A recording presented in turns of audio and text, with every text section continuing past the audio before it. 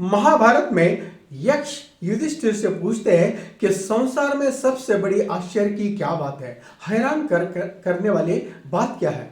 तो युधिष्ठिर जवाब देते हैं कि हर रोज हमारे आंखों के सामने न जाने कितने लोग मृत्यु के मुख में समा जाते हैं, फिर भी हम में से बचे हुए लोग यही कामना करते हैं कि हम अमर रहें, और यही संसार का सबसे बड़ा आश्चर्य है।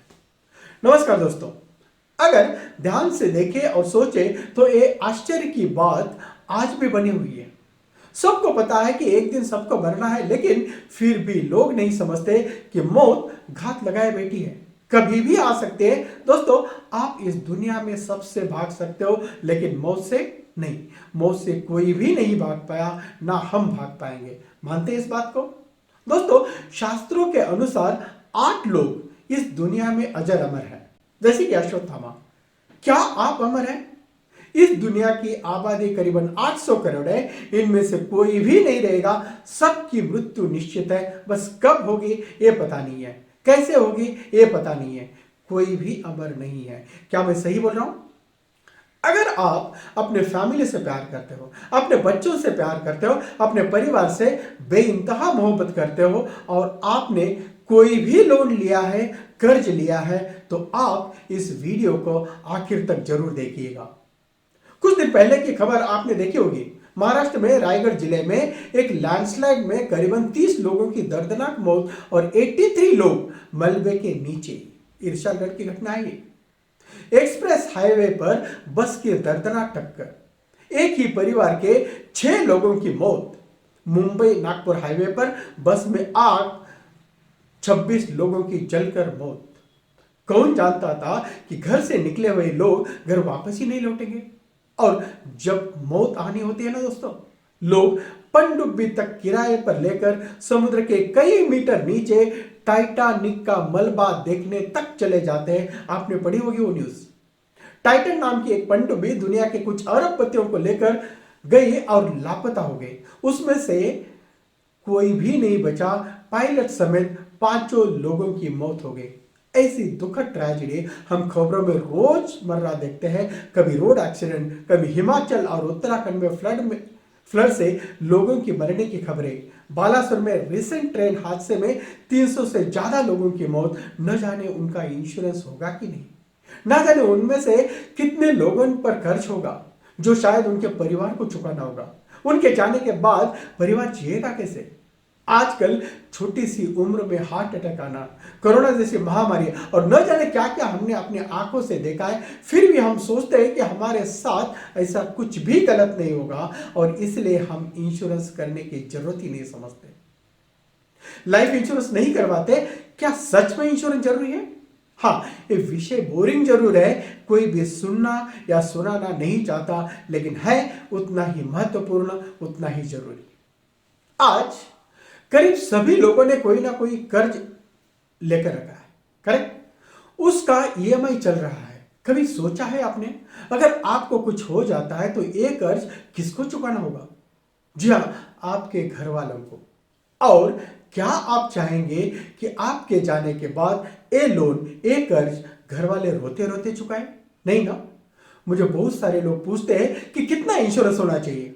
मेरे पास तो 5 लाख की पॉलिसी है। तो मैं यही उनको बात बताता हूं कि अगर आपको कुछ हो जाता है तो इतना इंश्योरेंस क्लेम जरूर मिलना चाहिए कि कम से कम सर से लोन उतर जाए, पहली बात, और घर वाले अपना और बच्चों का ध्यान ठीक ठाक से रख सके।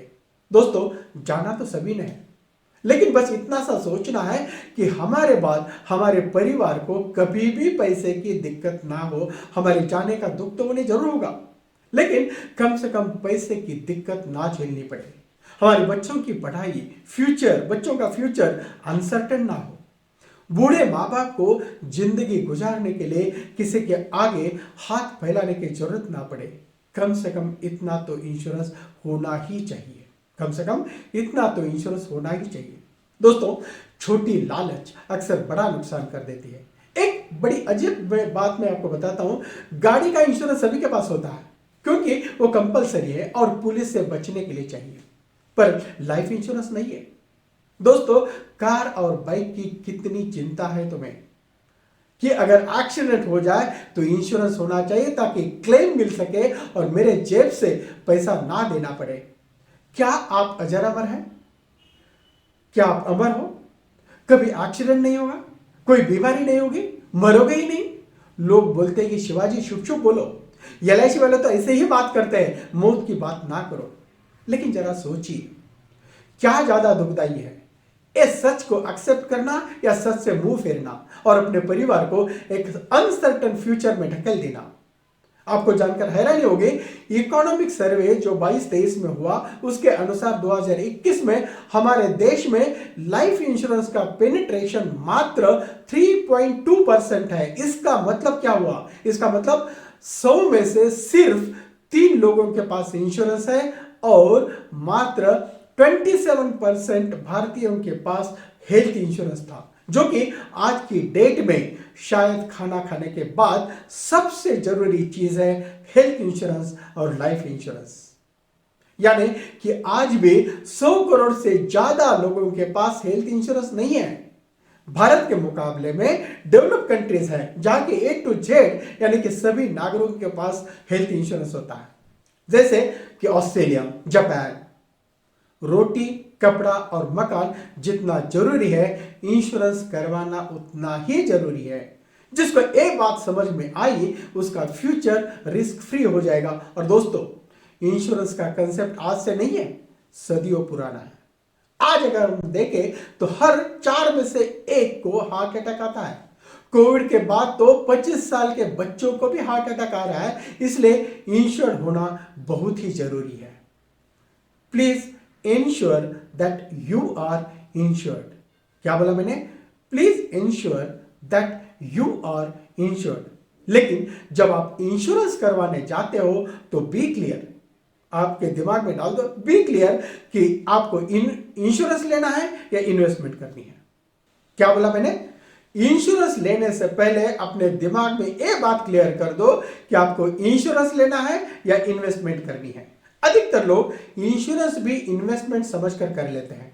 इंश्योरेंस होती है आपका फ्यूचर, आपका भविष्य रिस्क फ्री करने के लिए, और इन्वेस्टमेंट होती है प्रॉफिट कमाने के लिए। दोनों में फर्क है। तो जब भी पैसा लगाए सोच समझ कर लगाए, किसी के सिर्फ समझाने भर से अंधे कुएं में ना कूदे। दोस्तों, आप घड़ा भी लेते हो ना तो ठोक लगा कर लेते हो, कहीं छेद ना हो। सुई भी लेते हो तो ऐसे ही परख के लेते हो। ऐसे ही अपने खून पसीने की कमाई किसी के कहने से कहीं भी लगा देना ठीक नहीं है। विश्वास करें लेकिन अंधविश्वास ना करें। आजकल का जो मिलेनियल ग्रुप है ना, उनके ऊपर तो एडवर्टाइजमेंट का और मीडिया का बहुत बड़ा गहरा असर है। क्या कहती है न्यू जनरेशन? टर्म इंश्योरेंस लो, 1 करोड़ या 2 करोड़ या 5 करोड़ का टर्म इंश्योरेंस लो और बाकी का सारा पैसा आप दूसरी जगह इन्वेस्ट करो। अभी कहां करो आपको समझ में आया होगा। एक बात बता, मुझे पर्सनली भी अच्छा लगता है टर्म इंश्योरेंस। क्यों? आइए देखते हैं कुछ खास बातें टर्म इंश्योरेंस के बारे में। पहली बात, सब प्रकार के लाइफ इंश्योरेंस पॉलिसी में सबसे शुद्ध और किफायती एक टर्म इंश्योरेंस होता है।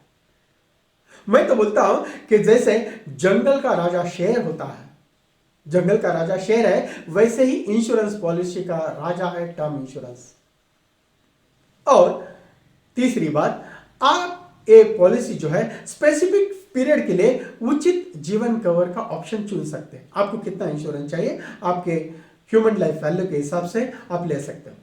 और उसके लिए आपको प्रीमियम बहुत ही कम भरना पड़ेगा, क्योंकि कम प्रीमियम भुगतान करके टर्म इंश्योरेंस प्लान के साथ अपने परिवार के फाइनेंशियल फ्यूचर को आप सिक्योर कर सकते हैं। अगली बात, टर्म इंश्योरेंस में आमतौर पर मैच्योरिटी नहीं होती है, मैच्योरिटी नहीं मिलती, इसलिए बहुत कम रेट होता है उसका।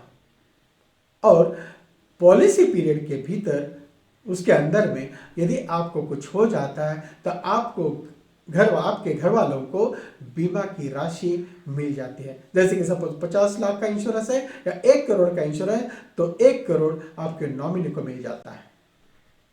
लेकिन एक टर्म इंश्योरेंस लेते वक्त कुछ चीजों पर ध्यान देना बहुत जरूरी है। इस पॉलिसी में पहले सबसे बड़ी बात है, इस पॉलिसी में जो टर्म इंश्योरेंस में इंक्लूजन्स है, क्या क्या इंक्लूजन्स है और क्या क्या एक्सक्लूजन्स है।